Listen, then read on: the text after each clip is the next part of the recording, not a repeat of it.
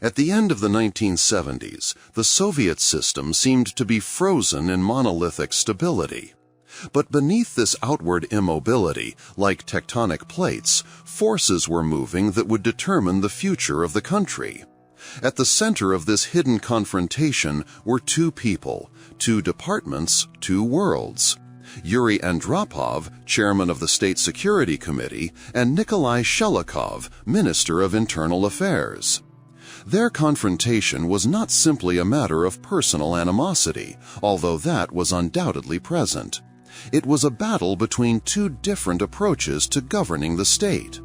Andropov was an intellectual, an ascetic, a man of the system. His office on Lubyanka was a workspace, not a showcase of power. He preferred analytical notes, intelligence reports, and quiet, methodical work. His strength lay in information. The KGB, like a giant nervous system, permeated all spheres of Soviet life, collecting data on everyone and everything. Andropov relied on discipline and order, seeing them as the only way to save the aging system from decay. Shchelokov was his complete opposite. A member of the Dnipropetrovsk clan, he was not just a subordinate but a close friend of Brezhnev since before the war. This gave him virtually unlimited credit and a kind of immunity. Shchelokov was a man of broad nature, a lover of art, luxury, and ostentatious patronage. Under him, the police force became a powerful, ramified structure whose prestige was artificially inflated. Full-dress uniforms with epaulets, concerts by pop stars on Police Day, films creating a heroic image of the Soviet policeman, all this was part of his style. His department, the Ministry of Internal Affairs, became a state within a state, living by its own laws.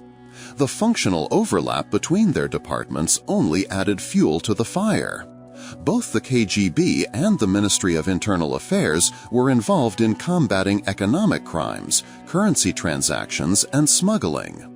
Operatives from the two departments often found themselves working in the same field, which led to conflicts, mutual accusations, and bureaucratic infighting. Shchelokov, taking advantage of his friendship with the General Secretary, could call him directly and resolve any issue in his favor, bypassing formal procedures. Andropov, on the other hand, could put a folder with irrefutable facts on Brezhnev's desk, which could not be simply dismissed. This quiet war could not remain behind the scenes forever. While Shchelokov and his entourage enjoyed their position, in the depths of the 5th Directorate of the KGB, the fight against ideological sabotage, and the Directorate for Combating Theft of Socialist Property, dossiers were methodically compiled, page by page. The work went on for years. Agents gathered rumors, operatives checked the facts, and analysts put everything together. It all started not with the minister himself, but with his entourage. The system built by Shchelokov bred corruption. High-ranking Interior Ministry officials lived beyond their means. Their wives and children flaunted imported clothing, drove official Volga cars for personal errands, and acquired antiques and dachas. This was too conspicuous to escape the watchful eye of the Lubyanka. One of the first loud signals came during the investigation of the so-called fish case in the late 1970s and early 1980s involving the Ocean Company. KGB investigators, unraveling a web of embezzlement and black caviar, came across high-ranking patrons in various ministries, including the Ministry of Internal Affairs. Police officials protected illegal businesses in exchange for bribes. The climax came in 1982, when Brezhnev's health left no doubt that a change of power was imminent. It was then that the KGB launched an investigation into corruption in the main Directorate for Combating Theft of Socialist Property of the USSR Ministry of Internal Affairs. Facts emerged about speculation in confiscated diamonds and antiques. The figures involved were not ordinary employees, but deputy ministers and department heads. Particular attention was paid to Brezhnev's son-in-law Yuri Shcherbunov, Shchelokov's first deputy, whose career was dizzying and clearly did not match his abilities. An employee of one of the KGB's analytical departments could bring his boss another folder. Inside were not denunciations, but dry facts. Photocopies of receipts from consignment shops where the wife of an Interior Ministry general was selling an antique icon. A report from surveillance of another official meeting with a well-known currency dealer. Testimony from an arrested store manager about expensive gifts he had given to his patron in the police. Each such document was a brick in the wall that was slowly but surely being built around Shchelokov and his department. It was not an open attack, but a siege. Andropov waited. He knew that time was on his side. The General Secretary's health was failing, and with it, the immunity of his favorite was melting away. One of the most striking episodes that exposed the rift between the two departments was the murder of KGB Major Vyacheslav Afanaseyev at the Zhdanovskaya metro station in December 1980. Officers from the local police department detained the state security officer, brutally beat him in their office, then took him out of the city and left him to die in the cold. Initially, they tried to cover up the case, presenting it as an accident or a domestic dispute. The Moscow Police Department, controlled by Shchelokov, did everything it could to protect the honor of the uniform. However, for Andropov, it became a matter of principle. The KGB conducted its own parallel investigation. When the evidence gathered by the security officers was laid on the table, it was impossible to hide the truth. The criminals in police uniform were arrested and convicted, but for Andropov, this case became irrefutable proof of the deep decay of the Ministry of Internal Affairs system, where mutual protection and permissiveness had become the norm. Shchelokov was furious, perceiving the KGB's actions as a personal insult and an invasion of his territory. This incident was just the tip of the iceberg.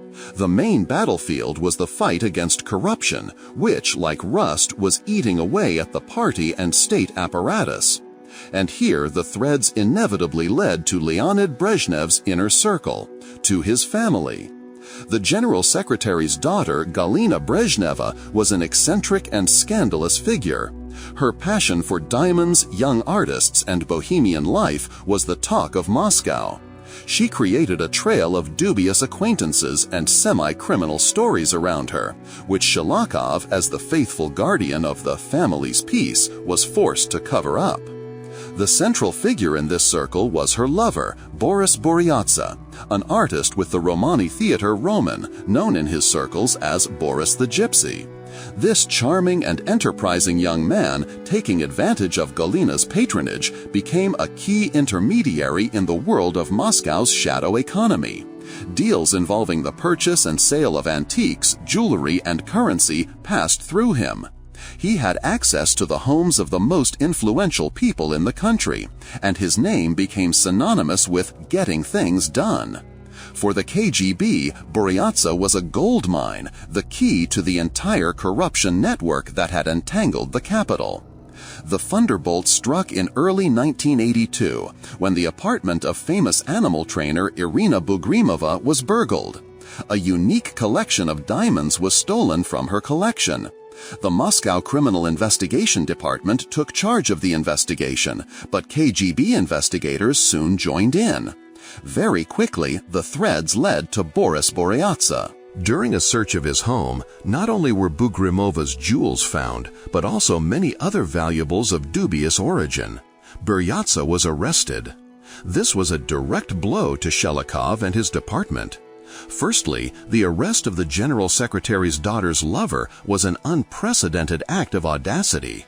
Secondly, it demonstrated that the Ministry of Internal Affairs was either incapable or unwilling to fight corruption in the highest echelons.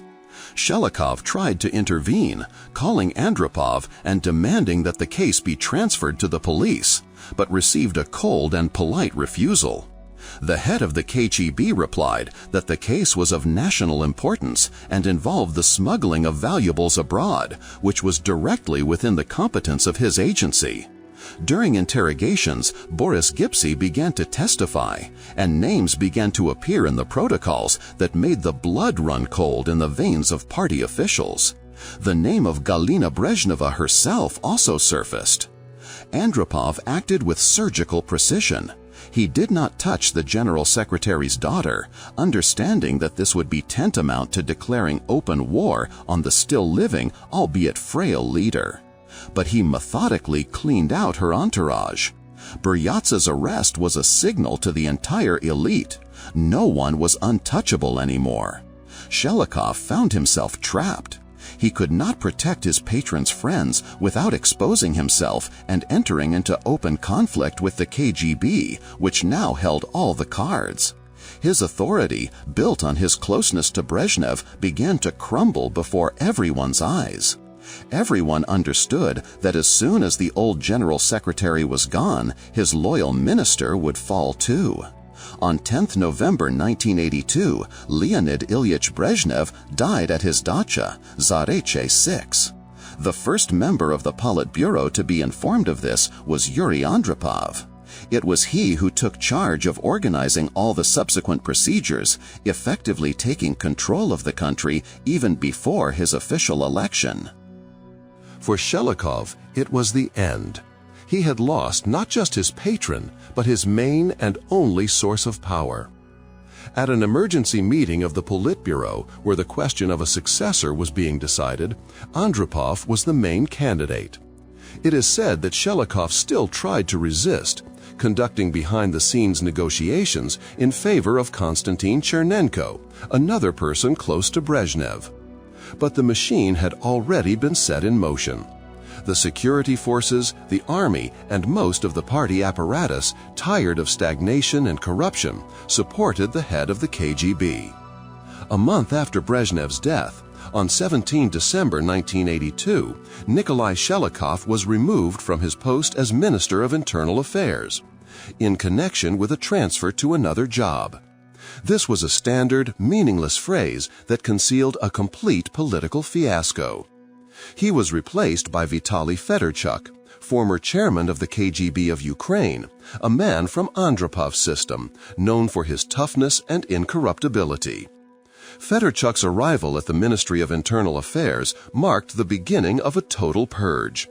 The new leadership launched a large-scale audit of the ministry's activities, and what had previously been secret KGB reports became the subject of official investigations. A painful period of public humiliation began for Shchelokov. He remained a member of the CPSU Central Committee, but was already a political corpse.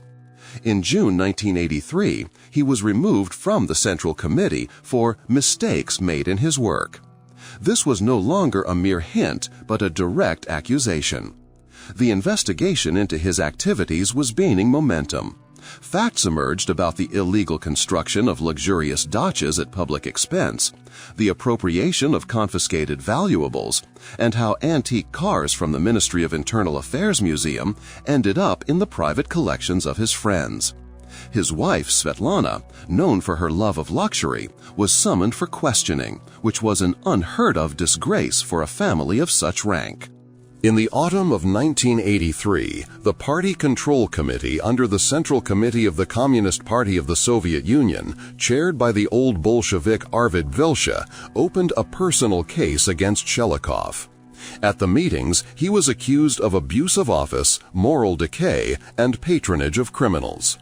Former subordinates, who had been fawning over him just yesterday, gave testimony in an attempt to save themselves. On 7 December 1984, he was expelled from the party, of which he had been a member for more than 40 years. This was the final crushing blow. For a Soviet leader of such rank, expulsion from the party was tantamount to civil death. A few days later, the Presidium of the Supreme Soviet of the USSR issued a decree stripping him of his rank of Army General and all state awards, including the Star of the Hero of Socialist Labor. The tragedy of the Shchelokov family reached its climax.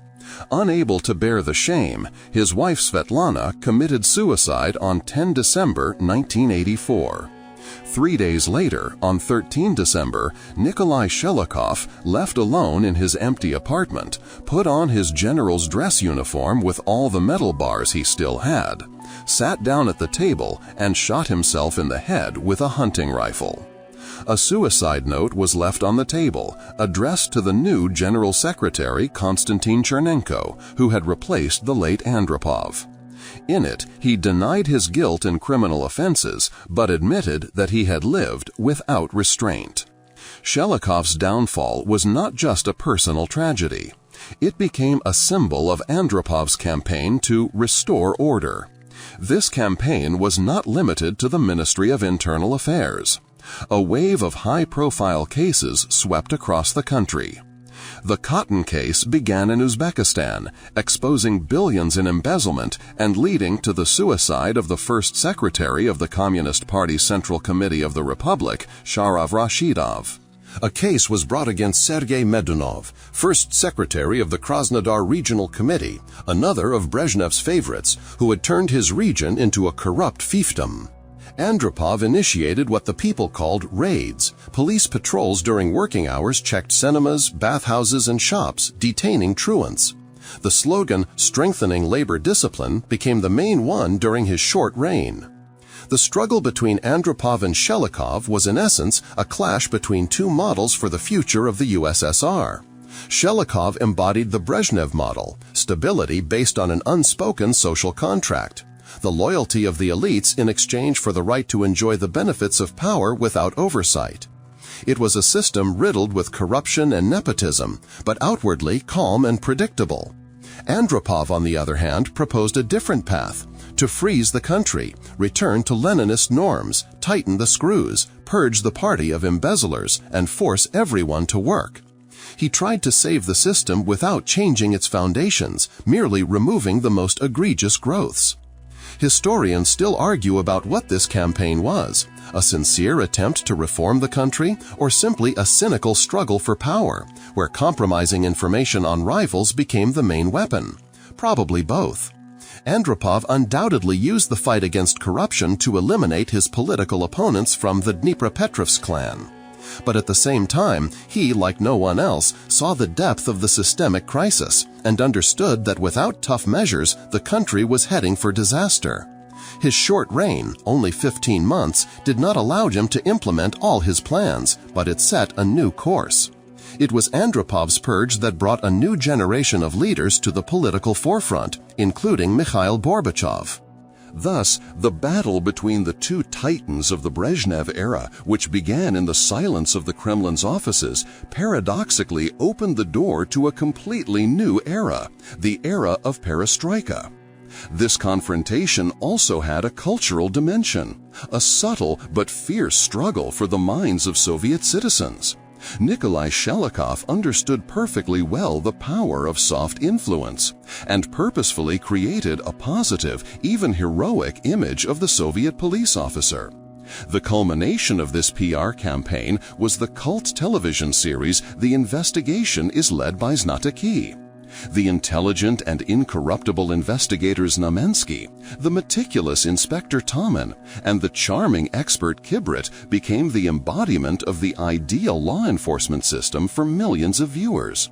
They fought thieves, counterfeiters, and speculators, but they did so with a human face, without cruelty or arbitrariness. Shchelokov personally oversaw the project, providing consultants from the best investigative departments of the Ministry of Internal Affairs. It was his showcase, his response to the grim and frightening image of the Chekist. In his interpretation, the Ministry of Internal Affairs was not a punishing sword, but a wise and just defender of the common man. Andropov's KGB acted differently in this field. His agency did not need the love of the people. Respect mixed with fear was enough for him. The KGB's influence spread through other channels, curating creative unions, working with the intelligentsia, and controlling artists and scientists traveling abroad. While Shchelokov created mass cultural products, Andropov worked with the elites, shaping the intellectual agenda. He understood that the future of the country was not determined by housewife sympathy for television heroes, but by the mood in academic institutions, the editorial offices of thick magazines, and dissident kitchens. The struggle was between two different visions of the future. One was benevolent, stable, and slightly patriarchal, as in the films about the Znatoks. The other was ascetic, mobilized, and ideologically calibrated. The deep rift between the departments ran along the line of their attitudes toward the shadow economy. During the era of stagnation, underground entrepreneurship, the so-called Chekhoviki, became an integral part of Soviet life. These people produced scarce goods, from fashionable jeans to crystal chandeliers, and earned enormous amounts of money from it. For the socialist system, they were an ideological threat, the living embodiment of capitalism.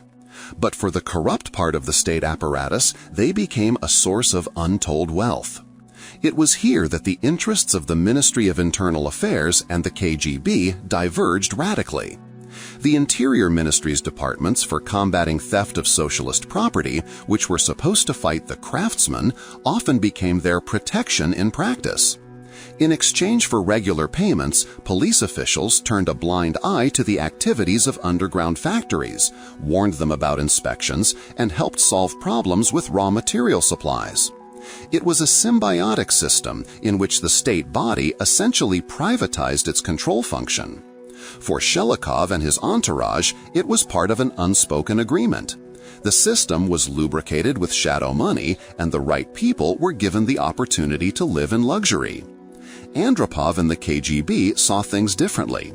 For them, the Chekhoviki were not just economic criminals, but carriers of a foreign ideology, a cancerous tumor on the body of socialism.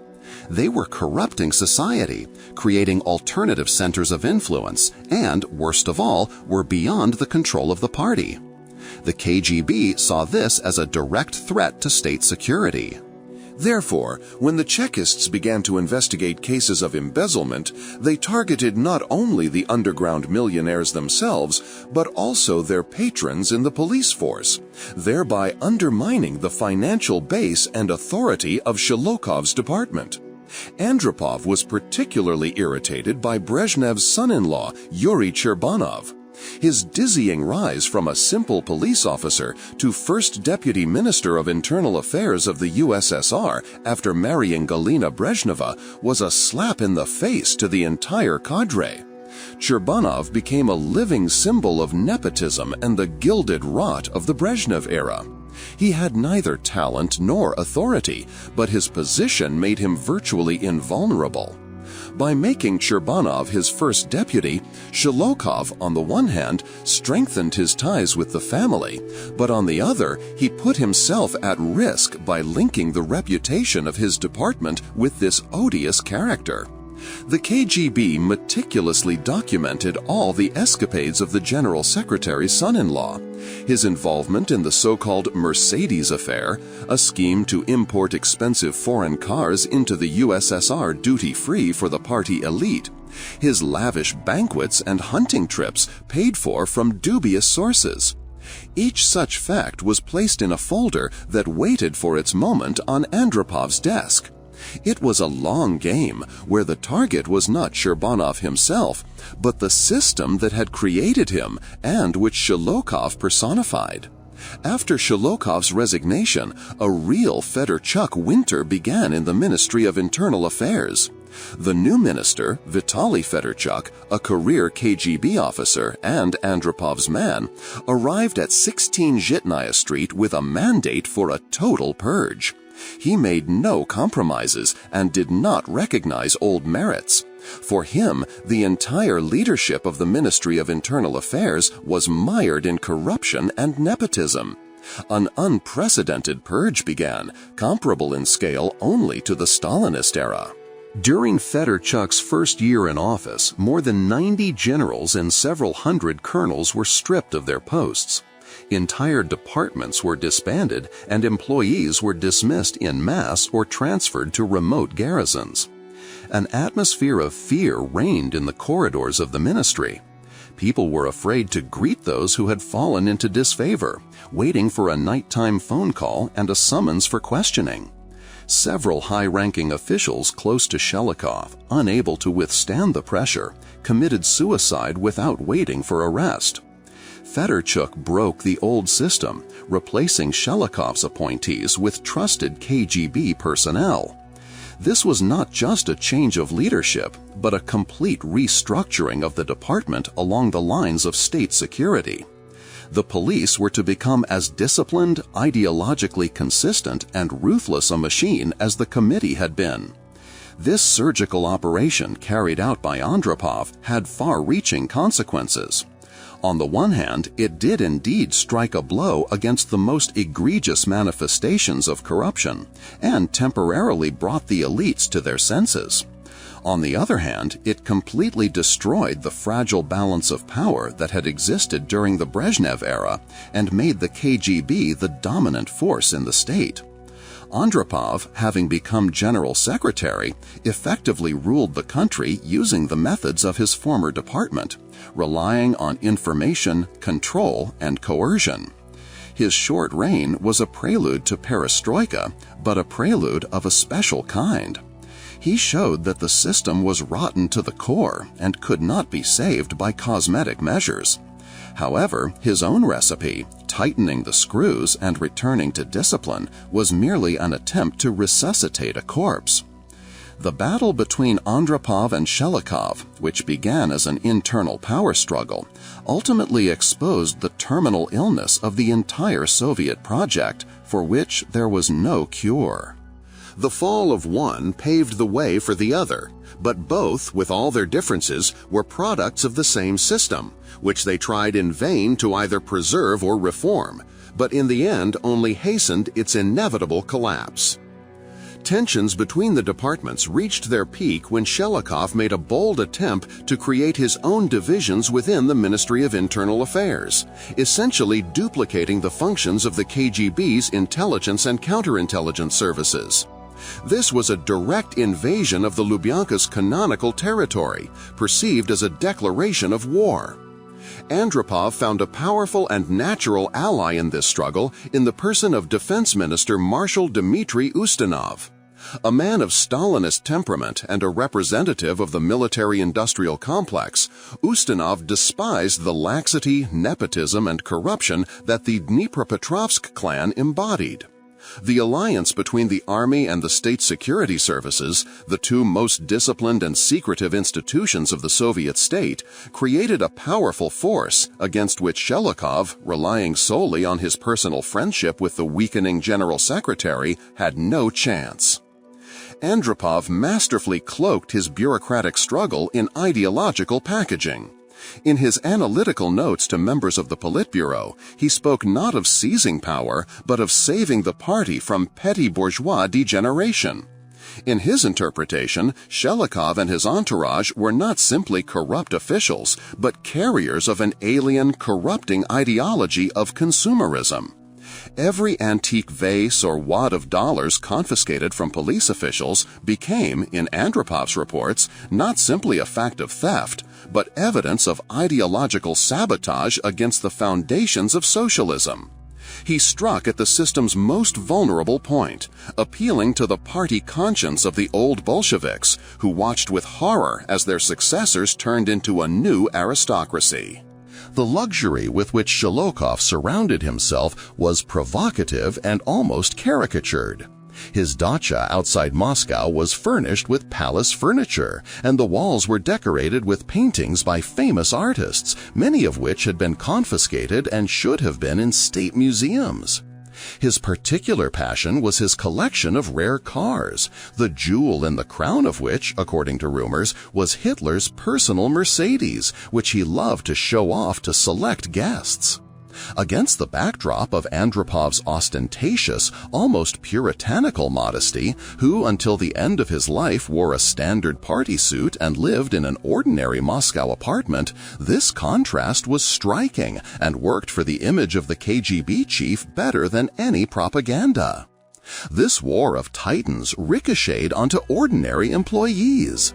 KGB and Interior Ministry operatives working in the field found themselves in an ambiguous position. Investigating the same economic crime, they could receive mutually exclusive orders from their headquarters. Some were told to dig to the end, regardless of who is involved, while others were told to slow down and hand over the materials to us. Fidelity to the oath conflicted with departmental loyalty, and the wrong choice could cost a career or even freedom. In the regions, especially in southern Russia and the republics of Central Asia, where corrupt ties were particularly strong, this confrontation sometimes spilled over into actual local wars between the local KGB and Interior Ministry administrations, with mutual arrests and leaks of compromising information to the central party organs. The party's chief ideologist, Mikhail Suslov, an ascetic and dogmatist, watched the bourgeois lifestyle of Shchelokov's entourage with undisguised contempt. For him, it was not just theft, but ideological betrayal, an erosion of communist morality. Suslov's tacit support gave Andropov's actions the weight of ideological cleansing, turning the bureaucratic struggle into a holy war for the purity of the party ranks. Shchelokov, feeling the noose tightening, tried to fight back. He initiated the creation of his own internal security department within the Ministry of Internal Affairs, whose task was to secretly search for moles from the KGB. It was a desperate attempt to build a counterintelligence barrier, but it was too late. The Ministry of Internal Affairs system was too deeply infiltrated by Lubyanka agents. A special method of pressure was the interrogation of his wife, Svetlana. Investigators worked purposefully with her, presenting her with antiques and diamonds for identification, and demanding that she explain their origin. This was not simply a collection of evidence, but a subtle psychological calculation to break the minister by humiliating his family, showing that his high position was no longer a protection. The confrontation between Andropov and Shchelokov not only revealed the depth of corruption in the Soviet system, but also showed how personal ambitions and departmental conflicts could determine the fate of the country. This purge under the sick leader was a harbinger of coming reforms and crises, reminding us of the importance of transparency and accountability in government.